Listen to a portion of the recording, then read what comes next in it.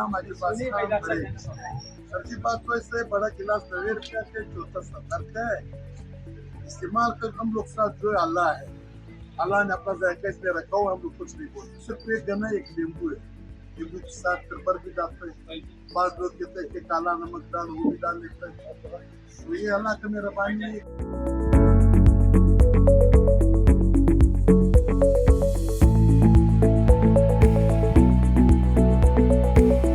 ये गन्ने का जूस है कि भाई मैदे के लिए ठंडक है। जब इंसान पीता है तो अंदर से ठंडक महसूस करता है, और ऐसे ज़रखान के लिए भी बेहतर चीज़ है, और खून के लिए भी जो है मुफीद होता है। और ये ऐसा है कि इंसान जब भी सुबह या पूरा दिन में अगर एक गिलास भी पी ले तो पूरा दिन उनको जो है ज़्यादा प्यास नहीं लगता है। कि अब अक्सर जो है अब देख ले, गर्मियों में जहाँ भी जाए एक गन्ने जूस। और ये फिर ऐसा है कि इसका जो नाम भी मशहूर है, एक होटल जूस वाले का, तो माशाल्लाह बलूचिस्तान भर में नाम जो है मशहूर है, खालिश चीज़ देता है।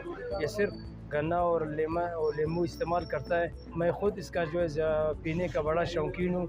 अक्सर यहाँ से गुज़रता हूँ बग़ैर पीने के नहीं, या वापस जब भी बाज़ार जाता हूँ तो मैं जूस ज़रूर पीता हूँ।